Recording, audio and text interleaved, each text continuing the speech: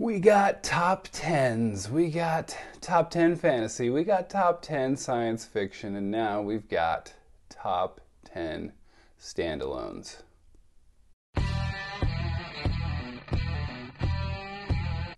Hello and welcome to Shelf Centered. Welcome back. Thanks for coming. Thanks for checking me out for the first time. I appreciate it.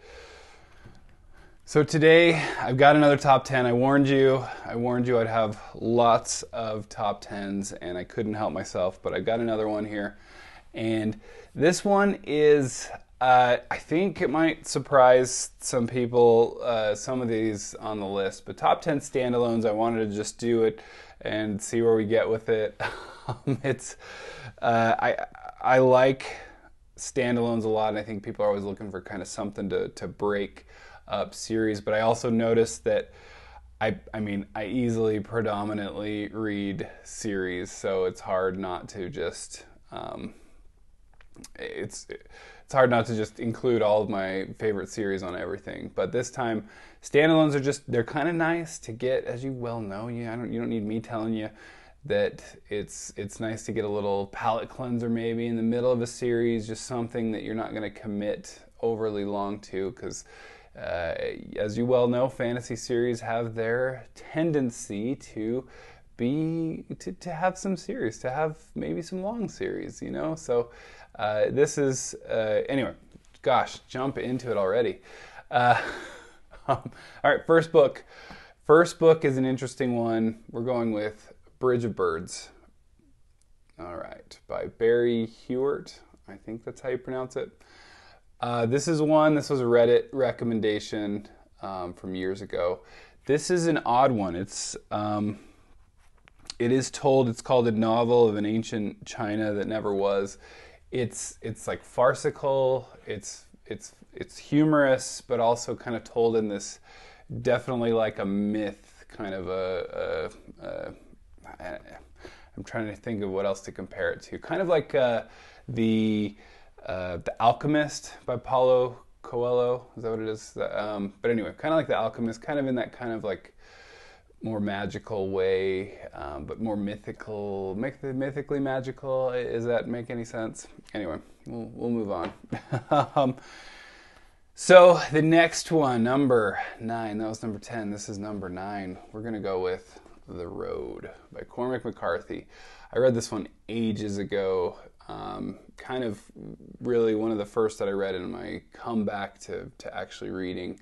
And I remember just being blown away by, first of all, just the lack of punctuation, but also it's this interesting post-apocalyptic kind of world.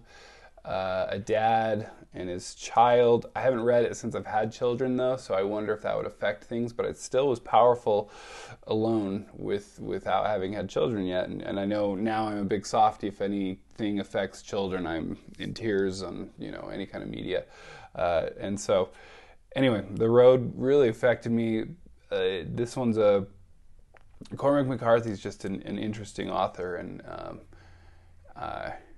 kind of has that kind of mythical quality that I was kind of talking about. All right, number 8. We've got The Shadow of the Wind.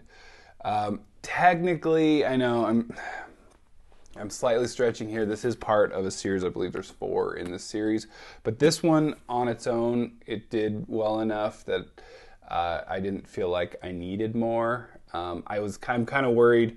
I hear actually really good things about the rest, but I worry that adding to this might subtract from it, if that makes sense. That it was such a wonderful, this is again a magical book. It does get a little melodramatic, but it works in it. One of the characters just is melodramatic, and everything he says or does is just like drama, and I loved him.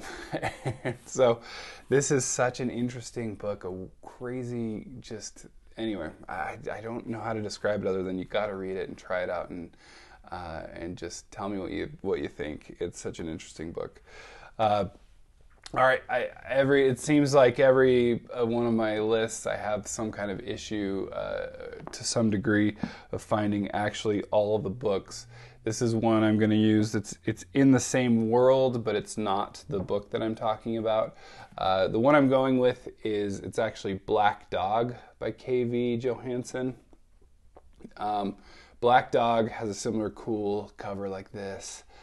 This is just one that I haven't actually read yet, but I thought I'd bring it in because it looks kind of similar and is in the same series-ish. It's kind of the same. I know, again, this is standalone. It's in the same world. It's not series, I don't believe. Black Dog, though, it's definitely your more standard fantasy. It's a fantasy world. It's I keep talking about the books that I've talked about that have been magical, have been kind of like that magical way that they're written, kind of how Neil Gaiman writes, you just have that quality. Black Dog it's a pretty standard epic fantasy, but it's standalone, it's emotional, the characters are just wonderful, and I remember really, really enjoying that book, and that's why I have more in that series, because I want to keep going. All right, number six. This one may throw some people off. We're going with The Gone Away World, Nick Harkaway.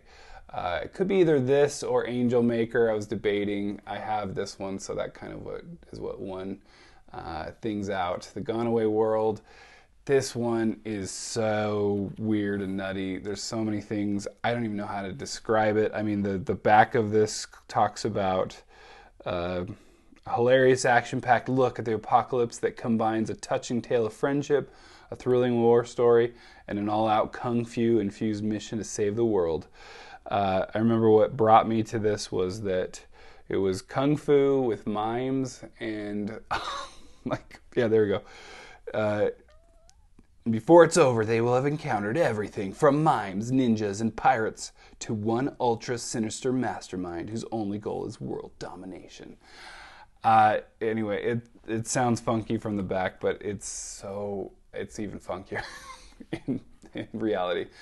And that's what, actually my first Nick Harkaway was Angel Maker, and that's why that one has a special place in my heart. But Gone Away World I also read pretty recently, and you almost just have to read it to believe what is even going on. It's crazy. So, highly recommended that. Nick Harkaway, he's always going to be on my list. All right, next one we got is, we're going with Best Served Cold. Like I said, no more. We have the rest of the books. Best Served Cold, Joe Abercrombie. Number 5. Just the first Law World is great. I liked Red Country. I know a lot of people had a harder time with that. I haven't read The Heroes yet, and I haven't read the new trilogy, but that wouldn't count in this list anyway. But this is a good one. There's some characters you'll definitely recognize if you read earlier things, but that's what he does. That's what Abercrombie does with his standalones. Is it's more kind of, oh hey, yeah, I remember that guy, or hey, oh, I was wondering what happened to him, kind of thing. But it's not like it's, all right, here you have to read this to get to the next one. I at least don't think. Maybe some people will disagree with me. Best Served Cold though, Monza Mercado. She's, again, Best Served Cold. What else do you think? It's revenge tale, but only the way that Joe Abercrombie does a revenge tale, which means that he turns everything around and throws you for a loop on everything, takes all the tropes and messes with them. But Monza, she's nuts in a good way. This one's got lots of what's his face? Oh my gosh, I cannot for the life of me think of his name. Nikola Koska, right? Man, and that guy, I can't get enough of him. That's always a good sign. Great world though. Great, again, it's kind of more your standard epic fantasy, but at the same time, it's First Law, so it's messing with those epic fantasy tropes too. All right, number four, I think might have been close to where another Janny Wirtz was on another list. To Ride Hell's Chasm. This one is totally standalone. It is, it's a healthy boy, but it's so good. To Ride Hell's Chasm.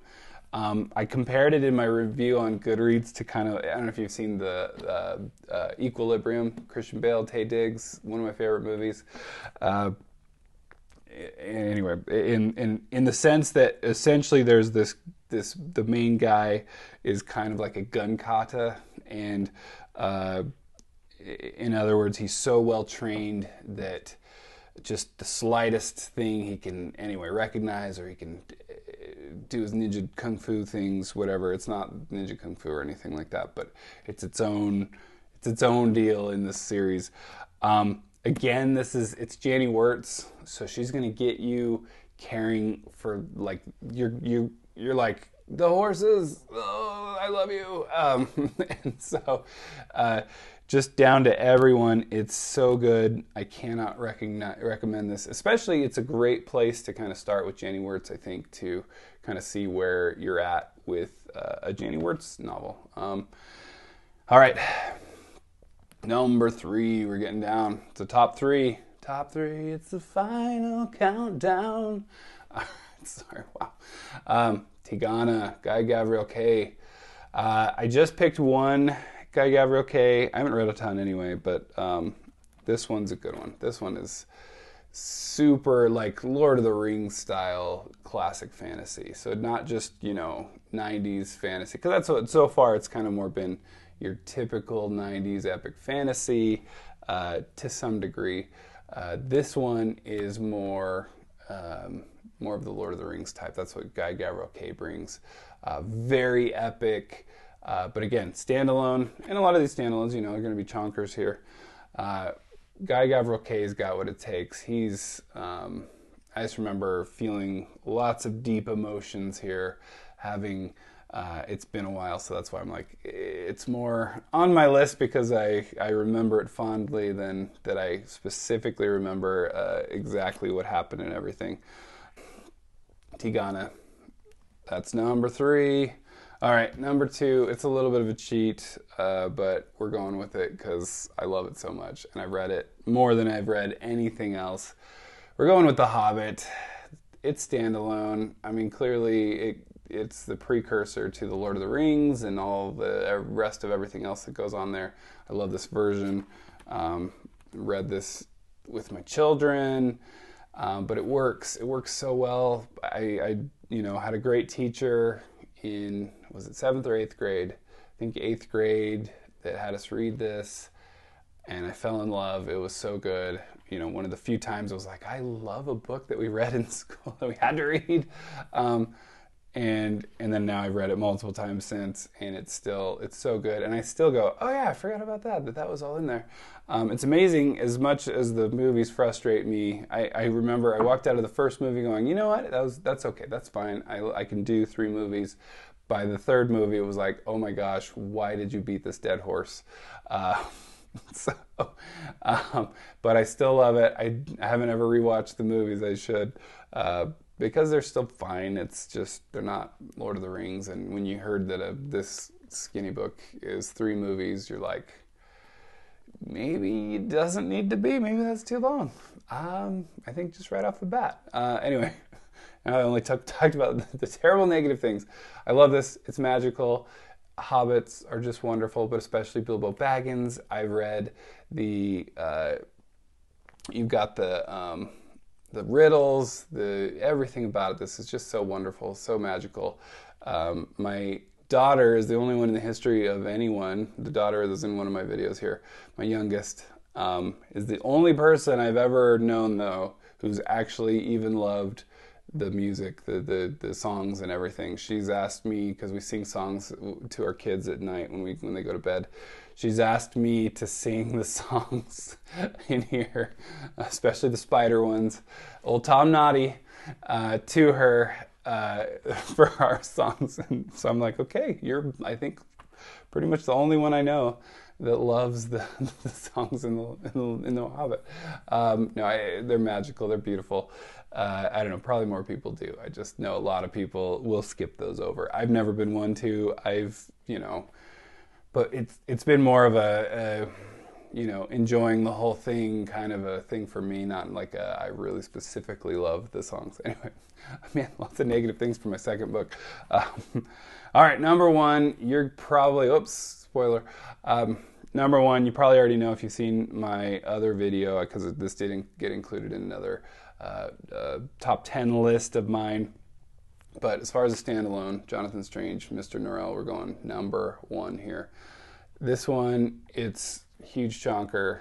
It's got footnotes. If you're not here for the ride, then you're probably not going to like it. You're not going to speed through this. Maybe you will. But it's so great. Speaking of magical, maybe that's my theme for my standalones. That's all I need. I need a magical break from my series or something. But Jonathan Strange and Mr. Norrell, I like it. It's absurdly funny in places. And in lots of places, it's got those, like I said, the footnotes, so it creates this huge, insane backstory for everything, but just with this slight, through everything, just that permeates everything, this slight satirical edge to it. It's so funny, and it's so good, and there's so many things I could quote from it. I think this it tells everything about the book.